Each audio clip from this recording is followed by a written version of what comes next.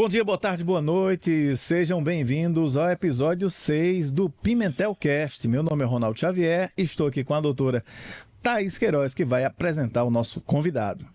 Isso mesmo, doutor. Hoje nós estamos aqui com o doutor Felipe Crisanto. Doutor Felipe, que é mais um candidato a desembargador pelo 5º Constitucional do TJPB. Doutor Felipe, a gente aqui do Pimentel Cast quer dizer que é uma satisfação ter o doutor aqui conosco hoje. É um prazer estar com vocês, doutor Ronaldo, doutora Thaís, porque são nesses momentos que a gente tem a oportunidade de falar de si, né, de se apresentar. Verdade. Também falar do propósito, enfim, para estar em uma cadeira do TJPB. Isso mesmo. Doutor, a gente quer saber um pouco sobre a sua trajetória até a sua candidatura como desembargador.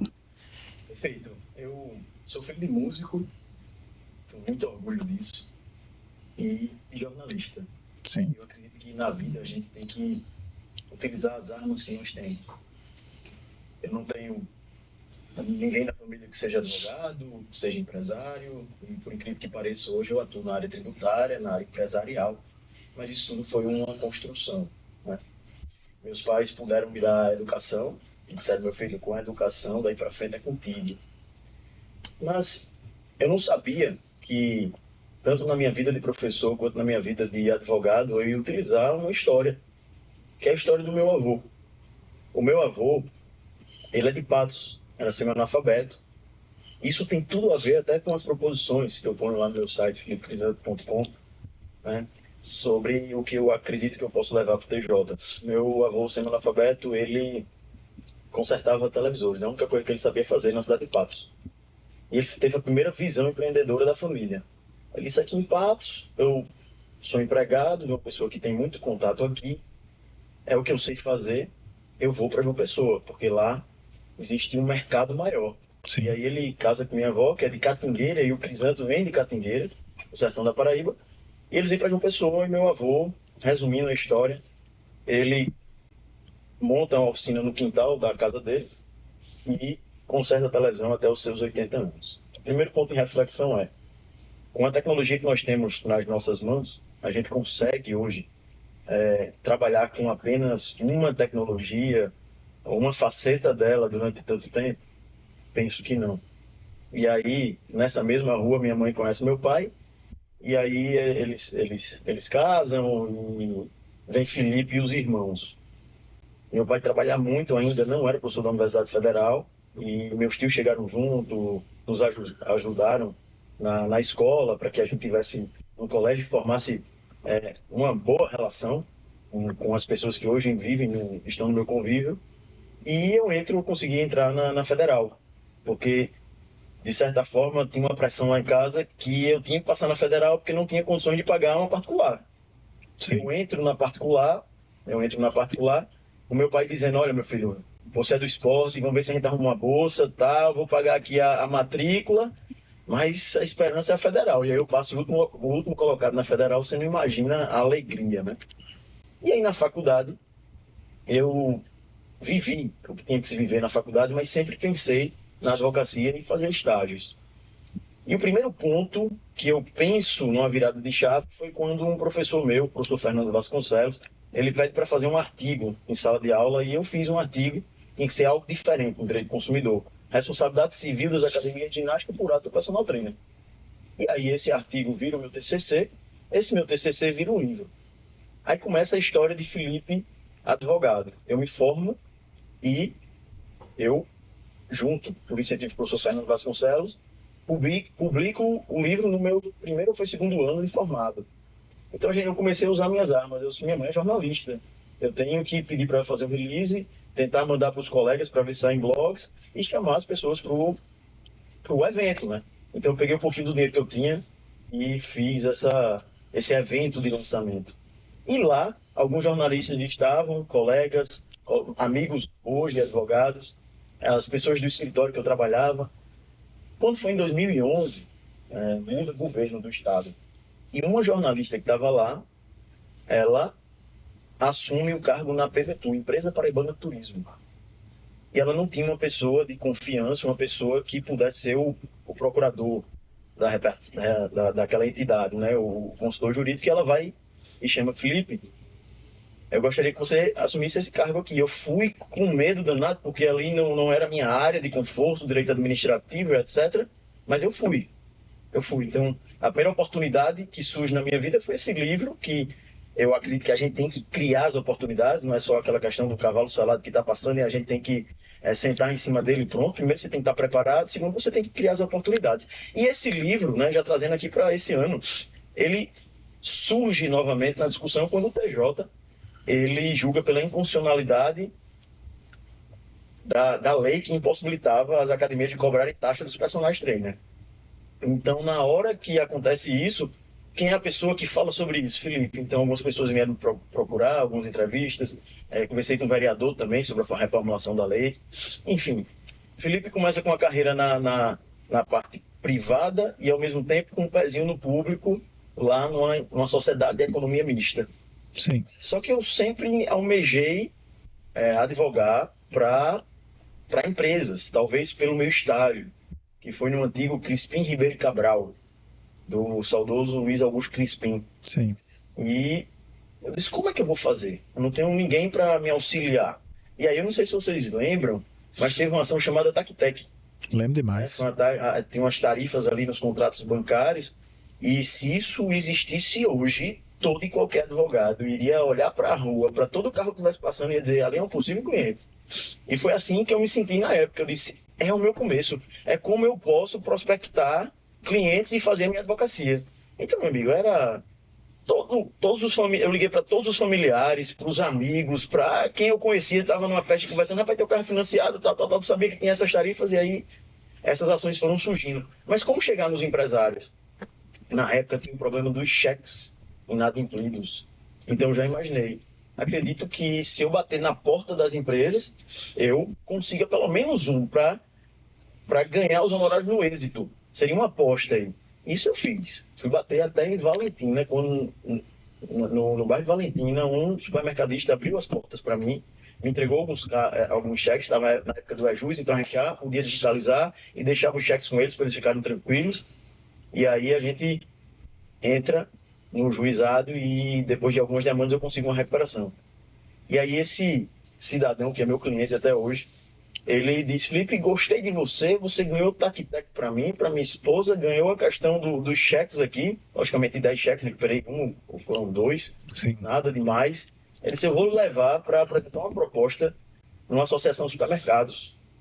Naquela época, estava vindo Carrefour, Hiper, e os mini mercados, os mercados de bairro, através do Sebrae, estavam se reunindo em associações. Sim. Então eu tive a oportunidade de apresentar uma proposta para uma associação dessa, estava 15 empresários lá, apresentei a proposta, ninguém falou nada, disseram que o contrato estava fechado, e eu disse: meu Deus, se o empresário não pediu um desconto, alguma coisa errada está aqui na minha proposta.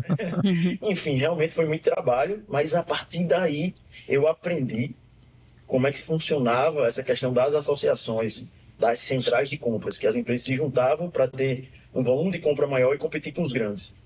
A partir daí eu percebi que eu poderia bater na porta de outras associações para oferecer palestras gratuitas, conteúdo, que é o que eu faço hoje nas redes sociais, e através dessas palestras gratuitas, desses conteúdos, depois da primeira, segunda, terceira, quarta, quinta vez, eu tive um feedback e hoje eu advogo para algumas associações de supermercados, e aí eu pude efetivamente realizar um sonho que começou ali no começo da faculdade, quando eu tinha me formado, e ao mesmo tempo, para finalizar esse ponto aqui, ao mesmo tempo eu vinha me especializando em direito tributário.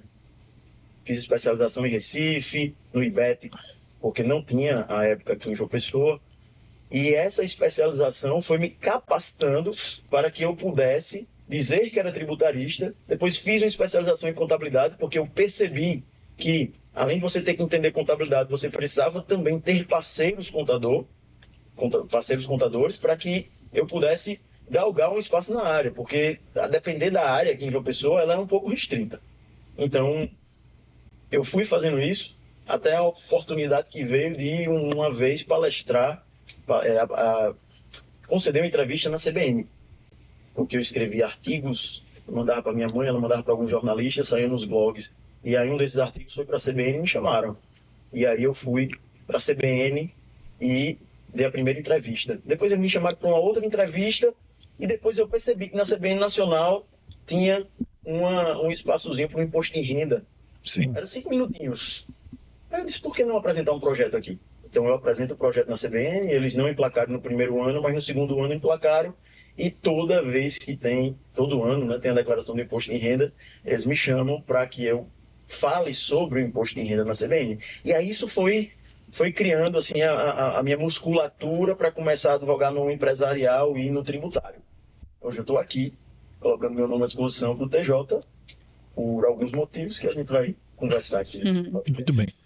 Doutor Felipe Crisanto é um dos candidatos mais jovens. E há até algum colega que diga assim, é muito jovem, não é? Seria doutor Felipe Crisanto também um outsider? Alguém que está vindo por fora aí para conquistar? Eu queria saber sua opinião sobre isso, sobre quem faça esse tipo de comentário. Muito boa pergunta, porque no início, quando eu estava decidindo entrar, porque até então, sendo bem pragmático, essa vaga só viria daqui a um tempo. Sim. Ela surge muito rapidamente aqui, né? Na advocacia não esperava essa vaga. De forma repentina. De forma repentina, então a gente tem que parar, pensar e... 2 pontos. Você tocou aí que foi importante, né? A questão de ser novo, realmente, eu tive várias situações de me pararem em festa, de conversarem comigo, de me ligarem e falar, você é novo demais, vai passar muito tempo lá, você terá uma próxima oportunidade lá na frente. E a outra questão do outsider, né? Aquela pessoa que está vindo de fora e que ninguém acredita, etc. E aí pode ser uma surpresa. Olha só, eu senti na pele isso. Senti na pele quando eu coloco meu nome à disposição, que eu começo a rodar. Várias pessoas olharam para mim e disseram, é uma aventura, esse moleque é ousado. Esse cara é ousado aí, ele foi ousado nas redes sociais, ele foi ousado para chegar onde ele está na área tributária. Ele é ousado, isso é mais uma estratégia dele. E eu sofri com isso, calado. Sim. Sofri calado porque muitas vezes foram... de uma maneira foi de uma maneira silenciosa, outras de uma maneira assim delicada, falaram comigo de pessoas próximas. E eu disse, eu tenho que primeiro convencer essas pessoas que isso não é uma aventura, Sim. que isso é sério, né? Porque quem está numa aventura dessa não merece nem estar na advocacia. Sim. Então, eu fui fazendo o que tinha que ser feito e venho fazendo o que tem que ser feito. É o que eu brinco com o meu sócio. A gente tem que fazer o feijão com arroz, que é o que todos devem fazer. É se apresentar, é conversar com as pessoas. Ninguém conhece todo mundo. E muitas vezes você acerta, você erra, porque você vai pelas redes sociais, você vai pelo WhatsApp, você bate na porta e vai realmente conversar com a pessoa ali, e às vezes você não acerta. Mas muitas vezes você acerta. E eu vim fazendo isso, e as redes sociais, que vem sendo tomada de conta pelo pessoal do meu escritório, sem ter uma grande máquina por trás, porque a gente já fazia isso no escritório, a gente vem tentando fazer orgânico, o pessoal começou a olhar e dizer, pô, Crisanto tá rodando, Crisanto não tá de brincadeira não. E foi tão legal quando os meus amigos, quando as pessoas que estão no meu ciclo começaram a chegar junto voluntariamente, apresentando outras pessoas, que eu disse, eu consegui meu primeiro objetivo. Foi convencer as pessoas que estavam próximas. Imagina a dificuldade de quem está entrando num pleito desse. Geralmente quem entra já tem várias pessoas com ele e eu não. Quem estava acreditando em mim? Minha família e o pessoal do escritório e alguns amigos, logicamente. Mas não quem eu imaginava que ia acreditar. Hoje eu já vejo um cenário totalmente diferente. Enquanto outsider, eu também estou bem curioso para saber da minha votação e eu estou trabalhando para ter uma boa votação. Os demais candidatos que se cuidem, mas, enfim, ninguém sabe o que vai acontecer. Porque se as pesquisas elas fossem verdadeiras, né, numa eleição tipo esta, que você pode votar em 6 pessoas, né, já teríamos pessoas eleitas aí. Verdade. É verdade. Doutor, você já passou por alguns cargos da OAB, como presidente de comissão, como membro do Conselho Federal e conhece a OAB por dentro. O que é que o doutor acha da importância, qual a importância da OAB para os advogados e para a sociedade em geral? A OAB é essencial, né? A OAB ela é uma voz da sociedade e, logicamente, quando a gente fala da classe, ela está ali como uma instituição protetora, uma instituição orientadora da profissão. Então, eu acho que em relação à classe, é uma unanimidade, que ela é importante para ingressar, para colocar o advogado, a advogada no mercado, muitas vezes, porque quando o advogado entra numa comissão, ele vai ter uma noção, através de outros colegas, porque eu acredito muito que o exemplo você consegue observar através dos exemplos dos outros. Não precisa só você errar e acertar para ter um exemplo de como não fazer determinado ato. Você, na OAB, você vai conversando com as pessoas e aprendendo. Você vai se inserindo aos poucos. Você às vezes não tem nenhuma ação, aí tem um colega que fala, rapaz, tem isso daqui que é interessante. Aí você vai correr ali, você não sabe fazer a peça, você vai lá e faz uma parceria. E isso é importante demais. Então a OAB insere. Com também várias outras situações, como eventos jurídicos, enfim, tudo aquilo que é importante fazer para que um profissional ele se insira no mercado e tenha noção da importância da atividade, que é a advocacia. Isso é extremamente importante. Fora isso, a OAB ela é um ponto de diálogo, uma ponte com todas as instituições. Todas. Sim. Ela garante o Estado Democrático de Direito. E quando a gente fala Tribunal de Justiça, a OAB, ela é uma ponte, sim, para conversar com o Tribunal de Justiça. Ela tem poderes para entrar com ações, inclusive questionando determinadas situações de leis que impactam a sociedade. Eu tive a oportunidade na Comissão de Direito Tributário da gente capitanear uma ação pela OAB para discutir uma taxa por emissão de nota fiscal. Então a gente fez essa peça, tive a ajuda de vários colegas, foi assinada pelo presidente da OAB à época, ingressamos no TJ.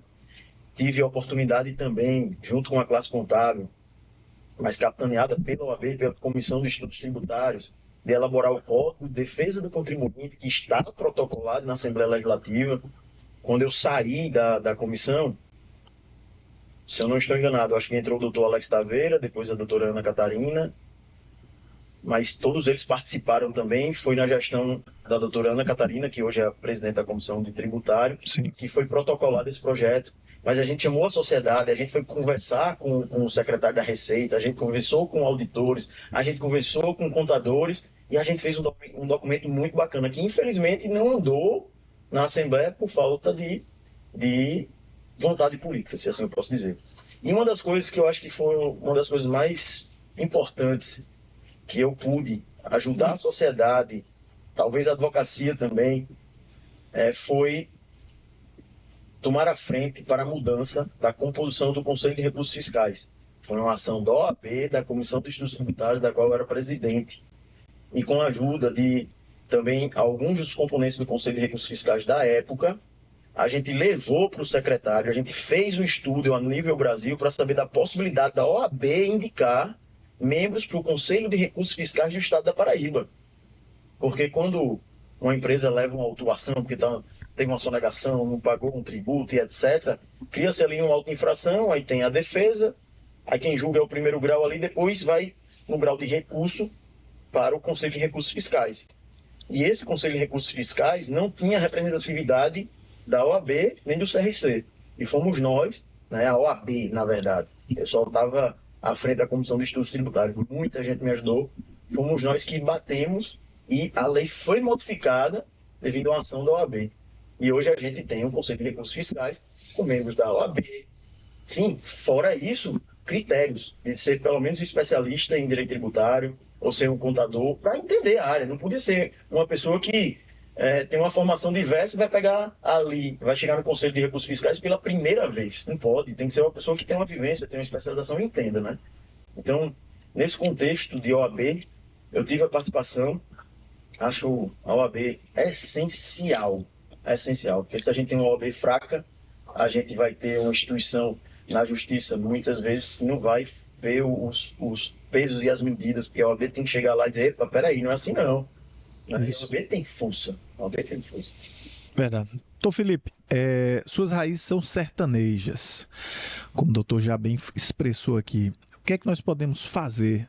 O que é que o doutor pode fazer se desembargador for eleito para melhorar a situação do advogado, da advogada que trabalha no sertão, tem toda aquela luta, a dificuldade que nas suas viagens com certeza deve ter escutado alguns desses clamores.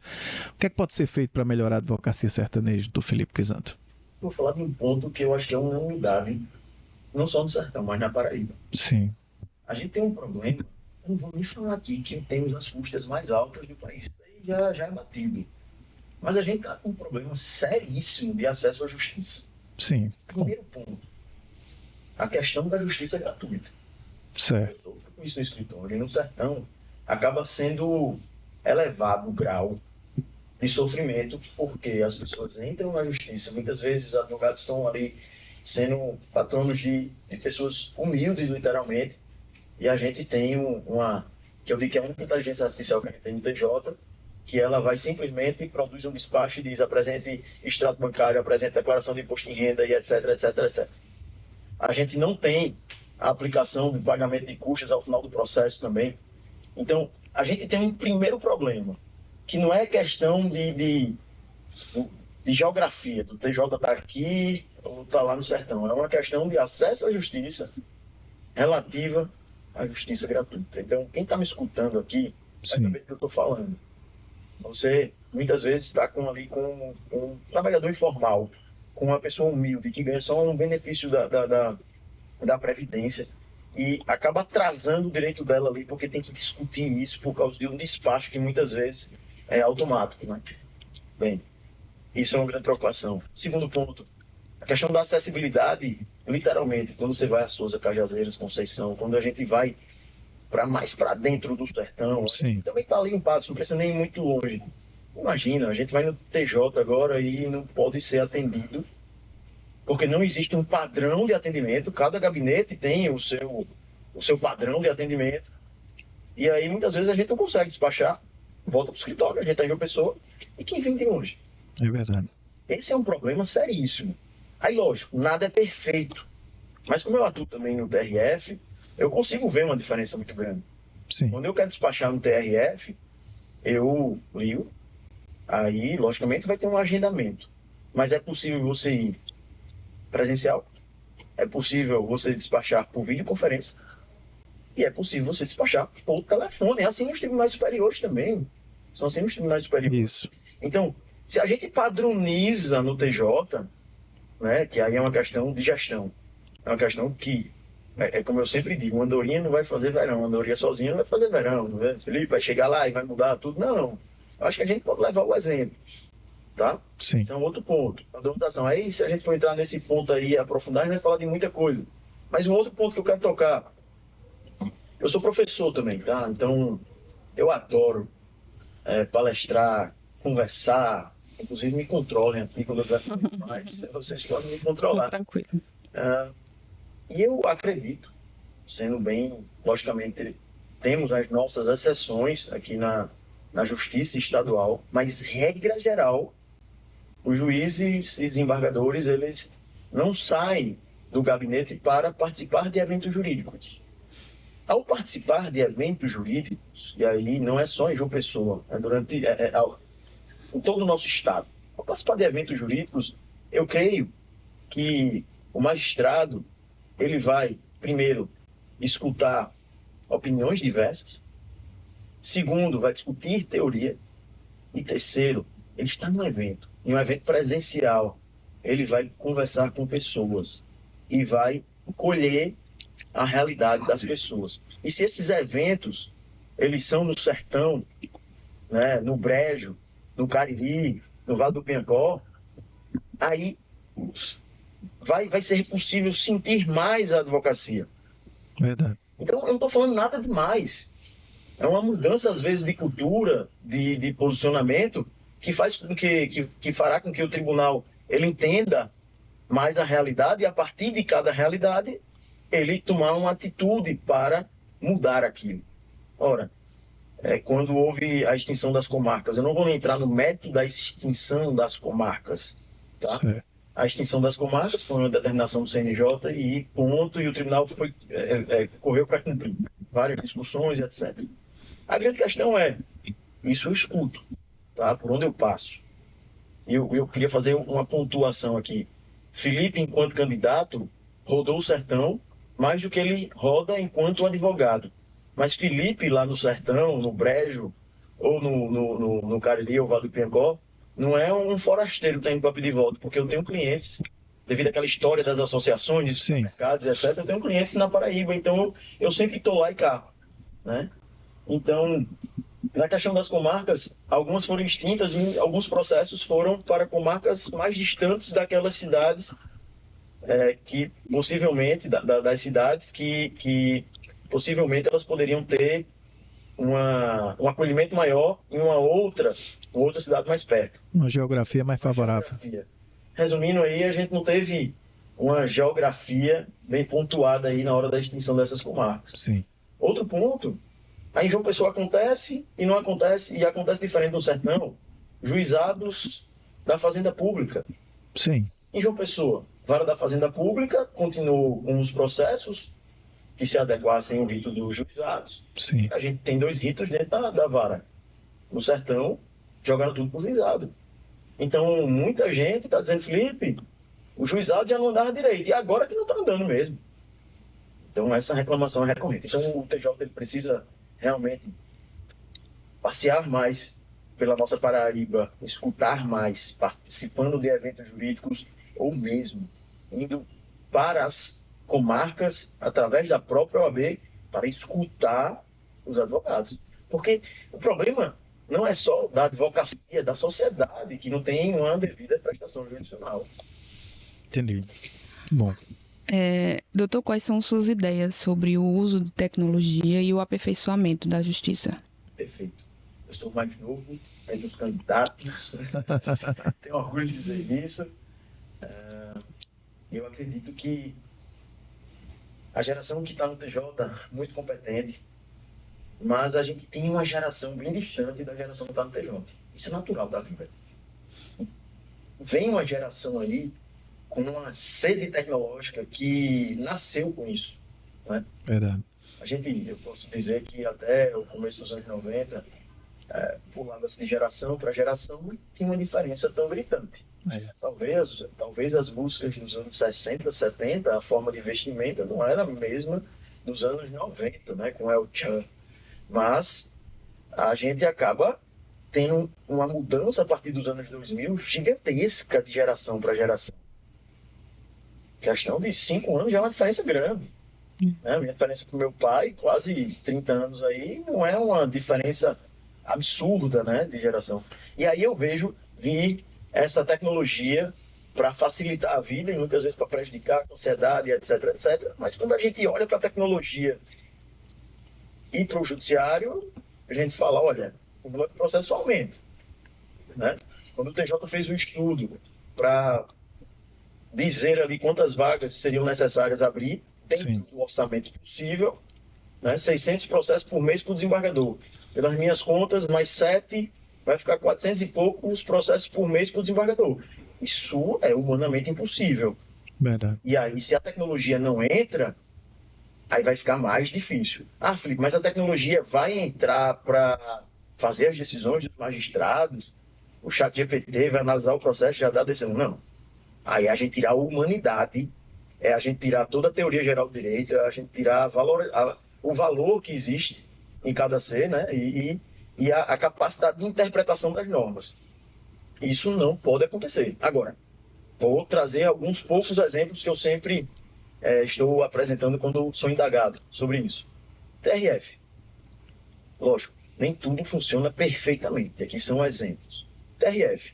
Ele já tem um sistema de inteligência artificial que separa por temas repetitivos ou repercussão geral. Ora, o advogado que vá ali e apresente o distinguish, o advogado que não tem nada a ver com isso não, e etc. Mas quando se faz isso, imagina quando vem uma decisão suspendendo esses processos. Eles são suspensos automaticamente. Né? Quando não tem uma organização, muitas vezes o processo está andando quando podia se dar prioridade em outro processo, a outro processo. Então, esse é um primeiro ponto. Segundo ponto, movimento em auditagem. Sim. Isso é um absurdo que a gente tem no TJPB. Quando começou a gente ficava feliz. Eita, meu processo está em auditagem, agora ele vai andar. Aí daqui a 6 meses, o que aconteceu? Provavelmente é auditagem de novo. Caramba, se a gente tem uma ferramenta, vamos entender melhor para aperfeiçoá-la. Porque se a gente compara novamente com o TRF, e eu estou falando TRF, porque o CNJ disse que o TRF, de fato, entre os TRFs, o TRF5, né, ele era o que tinha o menor congestionamento. São dados do CNJ. Né? Enfim, lá, quando você protocola um recurso, é aferida a tempestividade intimada da outra parte, para apresentar a defesa, né, as contrarrazões, etc. Isso é otimização através de inteligência artificial. Né? Um processo está parado, tem que ter uma classificação, não pode ficar parado até eterno. Então, eu acredito que a tecnologia, com esses pequenos exemplos, a gente vai falar demais aqui, ela pode auxiliar para tirar um pouco da burocracia aquilo que não necessita do trabalho humano e, de fato, ajudar na celeridade processual, como, por exemplo, uma coisa que eu vejo muito na Justiça Federal, eu vejo também em algumas varas da Justiça Estadual, mas não é padrão. É como se no TJ a gente não tivesse uma padronização de alguns atos. Você entrar com a ação inicial, ela ser remetida, ser conclusa, mas poderia já ter aquele despacho, né? Cite-se. Você tem que fazer a triagem do processo, vai ficar tudo aqui. Mas cite-se. Se a parte for citada, que ela apresenta a contestação, e para que o processo voltar, apresenta a contestação em 15 dias. Apresentada a contestação, intimação, eu vejo muito isso na Justiça Federal. E aí você tem os atos ali, e você vai ter um servidor competente para isso, que vai dar andamento no processo sem a necessidade daquele despacho formal do juiz. Então, eu acredito que a gente tem como caminhar com a inteligência artificial. Me causa medo, literalmente, mas toda mudança causa medo. Quando eu já ouvi até em Instagram, juiz federal falar, eu estou usando o chat GPT para analisar todo o processo e me dar um resumo. Isso é um pouco perigoso, é perigoso. É arriscado. É arriscado. Mas a gente tem que lidar com a mudança. A gente só não pode se fechar para isso. Não tem como. É verdade. Principalmente quando a gente fala de orçamento, de grana e que não consegue botar mais gente para trabalhar. O presidente do tribunal recentemente estava na CBN dizendo, olha, a gente precisaria também de mais verbas para mais assessores. Concordo, mas se não tem verba, a gente pode direcionar a verba para a inteligência artificial para auxiliar a prestação jurisdicional. Muito bem. Doutor Felipe, dentro dessa questão da eleição do quinto constitucional, algumas seccionais, como foi o caso da Paraíba, aprovaram a questão da paridade. Outras chegaram até a incluir também a questão das cotas. Como candidato, como é que você vê essa questão da paridade e das cotas dentro da eleição de quinto constitucional? Eu acredito que a paridade foi uma luta justa, tá? Primeiro ponto. Sim. Mas aqui eu vou trazer o meu toque, que é o que eu sempre estava falando antes. Certo. Né? Eu acredito que foi até uma justificativa utilizada pela doutora Ingrid Gadelha lá no dia da votação da paridade. Sim. Eu tive até a oportunidade de conversar com a doutora Ingrid antes, a gente trocou algumas ideias. A minha opinião, eu fiz até um vídeo antes disso tudo, né? Porque é bom deixar claro, eu fiz um vídeo defendendo, dizendo que em toda evolução histórica, seja para o que for, se a gente for olhar a humanidade, sempre traçou-se uma linha. Daqui para frente vai ser assim. Por quê? Porque a humanidade começou a perceber que situações iguais deveriam ser tratadas igualmente e não desigualmente. Só que quando a gente olha para lutas das mulheres e a gente pega dados da própria OAB, a gente vê que hoje as mulheres são maioria entre os advogados e advogadas. Verdade. Só que a gente vê que hoje a maioria nos cargos de comando, de gestão, são homens. Aí você fala, não, mas a mulher tem que vir pela competência dela. Calma, olha para trás. Os homens eram 100% nesses cargos. Depois as mulheres com muita luta foram conseguindo esses cargos, foram conseguindo esses espaços. E aí foram conseguindo através de vários direitos que foram concedidos a elas. Sim. Né? Direito recente nas prerrogativas da mulher que está amamentando. da grávida ter preferência na sustentação oral. Isso tudo teve que vir através de lei, quando o ser humano normal olha e fala, não, ela tem que ter preferência. Né? Por causa de que existem situações que é questão de humanidade. Às vezes é preciso normatizar o óbvio. Exatamente. Então, quando veio essa linha no tempo, eu creio que a paridade, ela é para já, mas é uma construção. Foi uma conquista agora, e lá na frente a gente vai ter o resultado. Sim. E a gente só vai ter um cenário de paridade quando, de fato, a gente tiver uma igualdade, por exemplo, falando de TJ, no TJ, entre homens e mulheres, em números de homens e mulheres. Mas se a gente continuasse do jeito que está, a gente não ia ter essa paridade. Então tem que ter essa quebra aqui, como assim também o CNJ fez, para que lá na frente a gente possa conquistar uma paridade efetiva. É válido, resumindo, e eu estou trazendo aqui uma perspectiva não só do direito das mulheres, mas uma perspectiva histórica, porque muita gente está dizendo aqui, e agora que tem número de candidatos inscritos, tem mais homens do que mulheres, e agora, do que mulheres. E agora, como é que vai ser isso? Cara, vai ser 3 homens e 3 mulheres. E ponto. E aí o TJ vai escolher 3 pessoas, e o governador escolhe 1, e pronto, e assim a gente vai. Isso está servindo de exemplo, eu acho que sempre tem que passar, ser posta, as pessoas têm que plantar uma semente, porque está servindo de exemplo, porque na próxima lista do quinto funcional, a gente com certeza nós teremos mais mulheres, porque as mulheres de hoje estão vendo o exemplo das mulheres que estão se candidatando agora. E desde já eu queria parabenizá-las por isso. Sim. Tá? Porque a gente vai construindo a igualdade, a democracia, a paridade desta forma. Muito bem. Ok. Doutor, como o doutor avalia o estado atual do judiciário na Paraíba e no Brasil? A gente tem, são dados, né, do nosso país, a gente tem o maior número de advogados no mundo, a gente tem um país totalmente litigante, né? É natural a gente estar no canto e a pessoa sofreu Tropeçou. O voo demorou 1 hora, 30 minutos. Vamos entrar na justiça, tal. Briga com os vizinhos, diz, eu vou colocar você na justiça. Então é uma cultura também, a gente não pode simplesmente pegar e botar culpa no judiciário. Não. É uma cultura que no Brasil não se tem de conciliação antes do judiciário, antes de ingressar no judiciário. Por exemplo, na área que eu atuo, a gente tem uma discussão bem prévia na esfera administrativa, né? A gente tem essa discussão para depois ir para o judiciário. E muitas demandas não desaguam no judiciário devido a essa discussão prévia administrativa. Bem, aí já é uma outra coisa. Mas eu entendo também que, devido a todos esses problemas que a gente até falou aqui, de não inserção da tecnologia, etc., o judiciário, as demandas vão aumentando e o judiciário ele não consegue acompanhar a sociedade. A população está aumentando e o judiciário vai continuando a ficar da mesma forma que igual aos anos anteriores, e ele não consegue evoluir.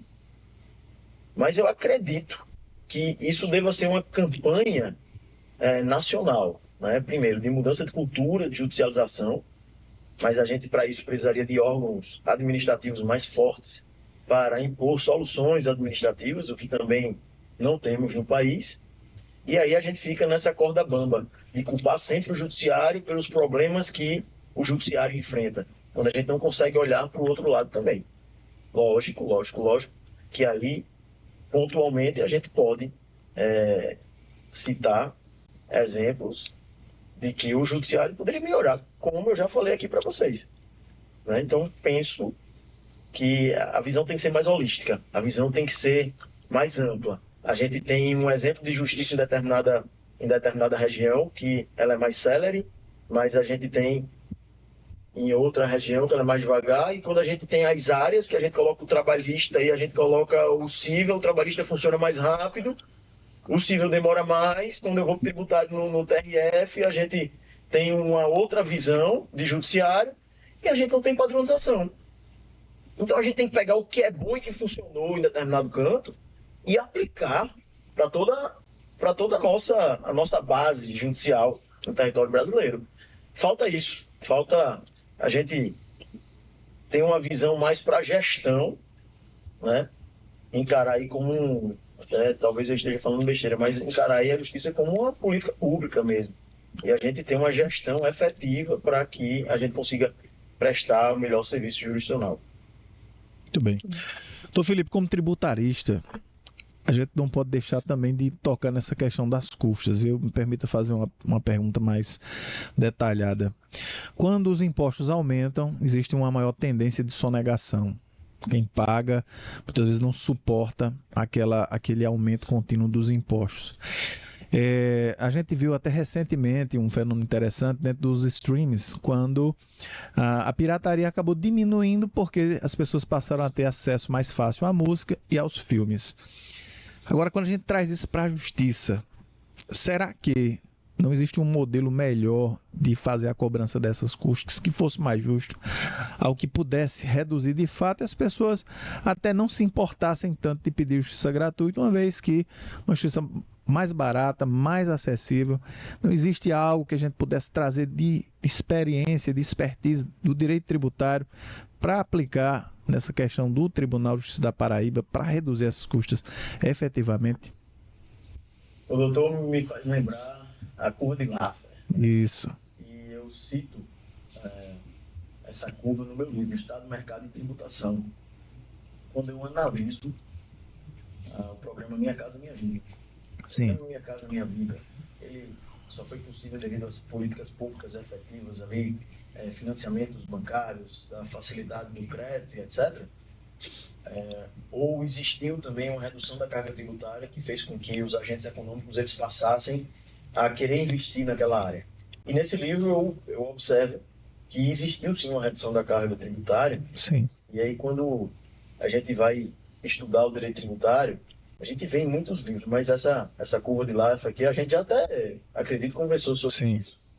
Ela é o seguinte, você desenha ela, né, ela vai subindo em forma de parábola aqui, vai descendo. Isso. E aí, à medida que você vai aumentando a carga tributária e vai apertando o contribuinte tenta fugir dela e acaba sonegando.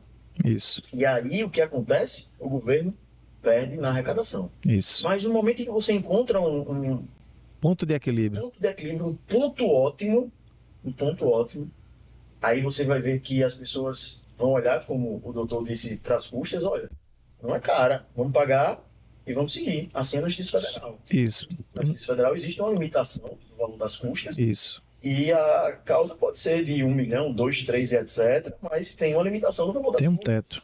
Existe um teto. E aí a pessoa diz, não, eu vou pagar. Aí não temos, né, na Justiça Federal, aquela litigância de má-fé, que existe também, Isso. de pedir uma justiça gratuita quando se tem condições de pagá-la. Isso. Só que quando a gente vai para o judiciário paraibano, Sim. a gente vê custas exorbitantes, valores altíssimos, que chegam de 5% a 10% mais ou menos do valor da causa, e desestimula. E aí, falando de direito tributário, falando de empresário, desestimula o empresário a discutir judicialmente. Felipe, tem um juizado, certo? Só para micro e pequenas empresas. Né? A causa pode ser até num valor que caiba no juizado, mas não é micro e pequena empresa, não pode estar no juizado. Bem, essa questão é uma questão orçamentária. É uma questão que, sinceramente, precisa-se entender o funcionamento do judiciário paraibano como um todo para se propor algo que seja possível de ser realizado. Eu entendo que as custas são muito altas aqui. Simplesmente, numa entrevista, dizer a gente vai baixar essas custas, a gente vai ter uma política para reduzir essas custas, eu estaria falando besteira, me desculpe. Mas, com a visão que nós temos da advocacia, e a advocacia ocupando, seja Felipe ou qualquer um dos candidatos, ocupando o TJ, é necessário se provocar um estudo para, primeiro, saber até que ponto é possível baixar essas custas sem ter um problema orçamentário, mas quais são as outras ações que o tribunal pode implementar para se obter receita complementar. E, digo mais, a gente pode aplicar o próprio CPC, a gente pode ver a questão de parcelamentos das custas que ainda, eu particularmente acho ainda difícil de conseguir uma decisão parcelando as custas ou jogando as custas para o final. Logicamente que vai ter uma transição se a cultura mudar, mas jogando para o final é diferente. É diferente quando eu estou buscando uma indenização e lá, ao final, eu consigo essa indenização. É diferente quando eu estou buscando uma repetição do indébito. É diferente quando eu estou discutindo uma quebra contratual e ali vai ter um valor a ser restituído. Eu vou ter uma condição econômica para poder contribuir com o trabalho, a prestação, né? Prestação do serviço jurisdicional. Muito bem. Doutor, teria alguma história ou algum caso que marcou sua advocacia? Tenho alguns, mas lembrando aqui, eu acho que me marcou muito enquanto jovem advogado. A gente estava num processo muito difícil, em que era um colégio que estava sendo, faleceu um cliente nosso. Sim. E aí a esposa assumiu, só que ele tinha uma outra família também, com filhos, reconhecido, tudo ok. E começou uma briga aí sobre a direção desse colégio.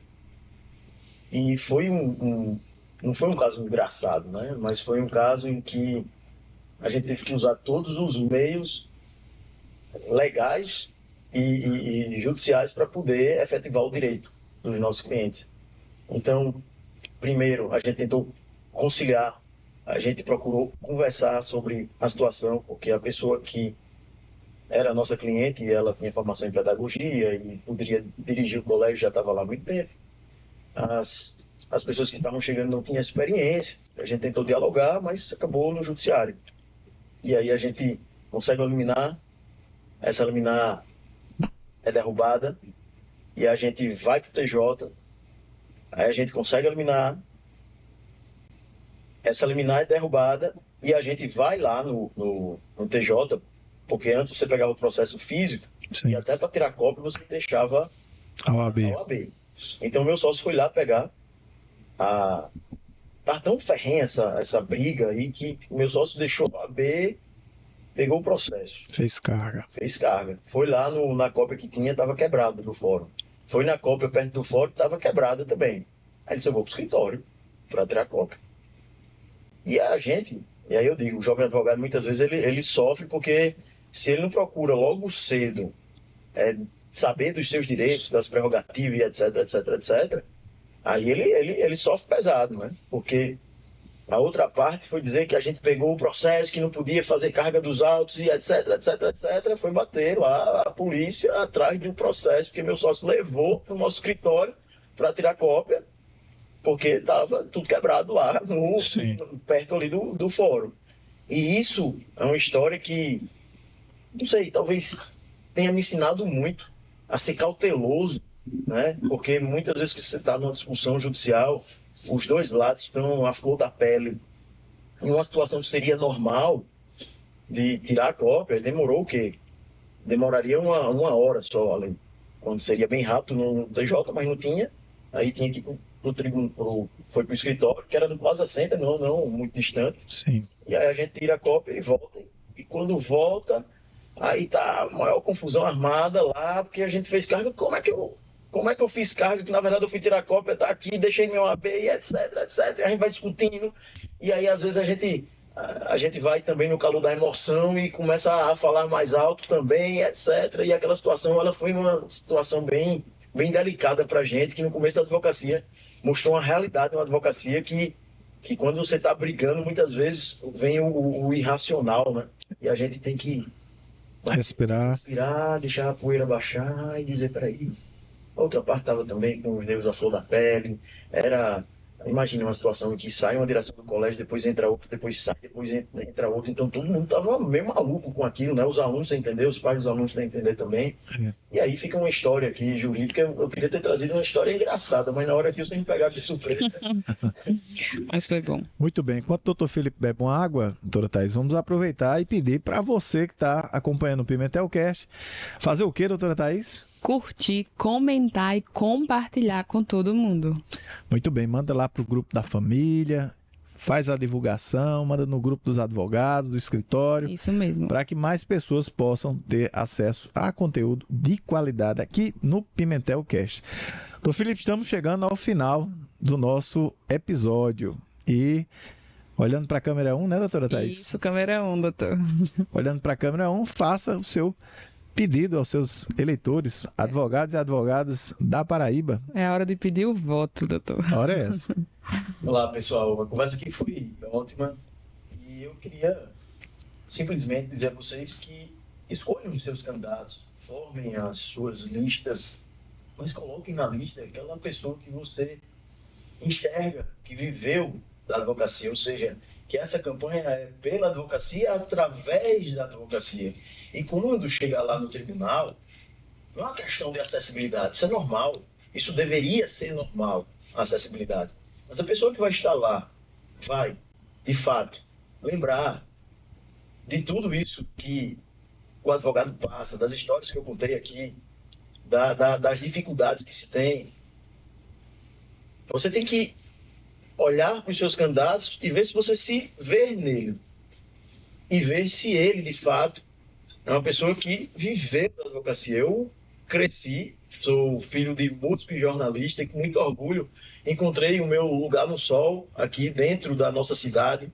Depois rodei pelo estado devido aos clientes que nós conquistamos através da advocacia, através de levar o conhecimento para quem não tem e a partir daí conquistar, né, cada vez mais esse espaço, a clientela, para desenvolver essa profissão que é tão linda. No TJ, acredito que eu possa fazer a diferença devido à minha jovialidade, devido à dinâmica, devido ao fato de ser professor e sempre estar, sempre ser possível conversar, dialogar através de eventos jurídicos, através de ter esse contato mais próximo da advocacia. Creio que no TJ eu consiga trazer essa visão também tecnológica da geração que está vindo aí, muito forte, para que a gente possa ter uma melhor prestação jurisdicional, para que a gente possa ter uma melhor acessibilidade à justiça. E aí eu peço que vocês me acompanhem no Felipe Crisanto, @FelipeCrisanto, no Instagram, ou visitem também o meu site, felipecrisanto.com, que está lá no link da bio do meu Instagram. Vocês acompanharam o meu dia a dia, tá? Eu agradeço muito a oportunidade e estarei à disposição para uma próxima rodada aqui de perguntas. Qual o número, doutor? O meu número é o 04. Tem que dizer o número, Tem senão... que dizer o número, senão não pediu o voto. Eu conto com o seu apoio, peço o seu voto e que analise Felipe Crisanto, analise os demais candidatos, mas vote consciente. Não vote por pedido, vote por você, tá? Porque a advocacia é independente. E precisamos colocar uma pessoa da advocacia lá que seja também independente, tá? Sem qualquer tipo de apadrinhamento. Muito bem. Doutor, muito obrigada por sua presença aqui no Pimentel Cast, né, doutor Ronaldo? Nosso agradecimento, doutor Felipe Crisanto, e espero entrevistá-lo já na lista sextupla também. Vamos à luta, né? O outsider aqui vai trazer uma surpresa. Surpreender, né, doutor? Muito bem, agradecendo a todos pela audiência e chegamos ao final de mais um episódio do Pimentel Cast. Até a próxima. Até a próxima, gente. Tchau, tchau.